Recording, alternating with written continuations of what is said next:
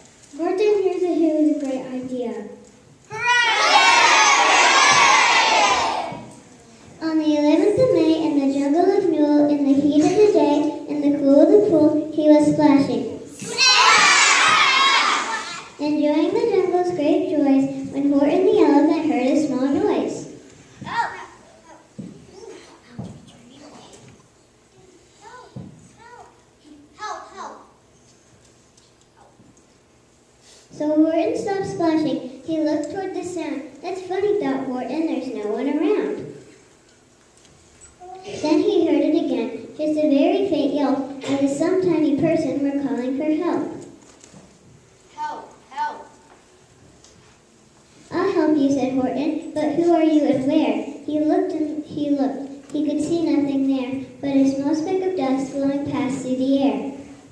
I say, how confusing. I've never heard tell of a small speck of dust that is able to yelp. So you know what I think? Why, I think there must be someone on top of that small speck of dust. Some poor little person who's shaking with fear that he'll blow in the pool he has no way to steer. He's alone in the universe. And Horton the elephant said,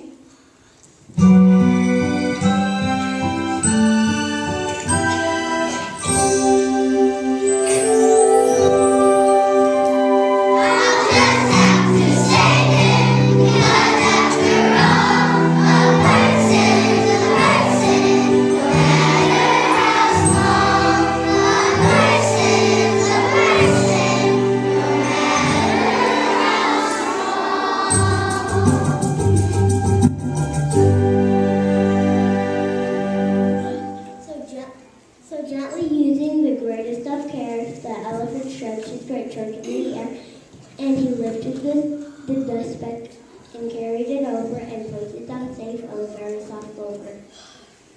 Thank you! I won't let you down, no, I won't let you fall.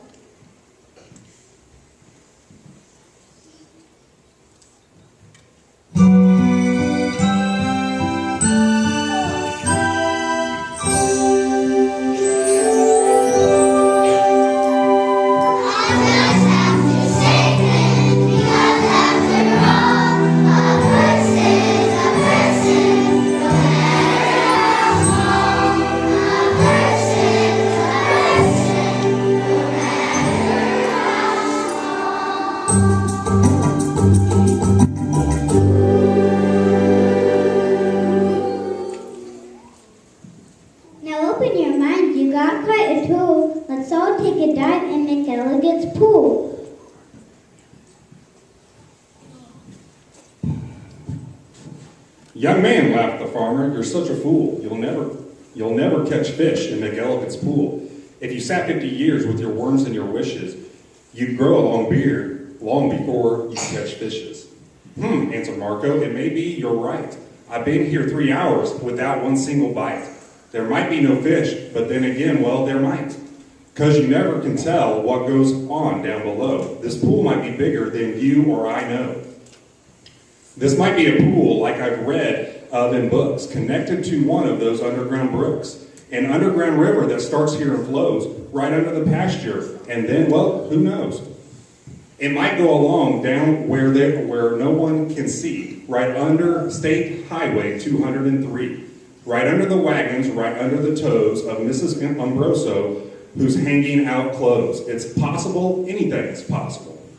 This might be a river, now might it be, connecting McElligot's pool with the sea. Then maybe some fish might be swimming toward me. If such a thing could be, then certainly it would be. I might catch a fish with a terrible grouch, or an Australian fish with a kangaroo's pouch. Who wants to catch small ones like mackerel or trout? Say, I'll catch a few fish with such a long snout that he needs an assistant to help him about. If I wait long enough, if I'm patient and cool, who knows what I'll catch in McElligot's pool? I might catch some sort of fast-moving bloke who zips through waves with an overarm stroke. I might and I may, and that's really no joke. It's possible. Anything's possible. A fish even faster, a fish if you please, who slides down the sides of strange islands on skis. He might ski over and pay me a visit. That's not impossible, really, now is it? Some circus fish from an acrobat school, might stage a big show in McElligot's pool. From the world's deepest ocean, from way down below, from down in the mud where the deep divers go, from down in the mere, in the muck, in the murk, I might catch some fish who are all going glurk. Whales, I'll catch whales. Yes, a whole herd of whales, all spouting their spouts and all thrashing their tails. I'll catch 50 whales, then I'll stop for the day, because there's nothing that's bigger than whales, so they say. Still, of course, it might be that there is something bigger, some sort of kind of thing, a majigger. A fish that's so big, if you know what I mean, that he makes a whale look like a tiny sardine. It's possible. Anything's possible. Oh, the sea is so full of a number of fish. If a fellow is patient, he might get his wish. And that's why I think I am not such a fool when I sit here and fish in McElligot's pool. Anything's possible. It's possible, I say. I think I'll give it a try. It's possible today. What have we learned from Dr. Seuss? A person's a person no matter how small. Anything's possible. I hate grenades and ham. How did you learn that we had grenades and ham?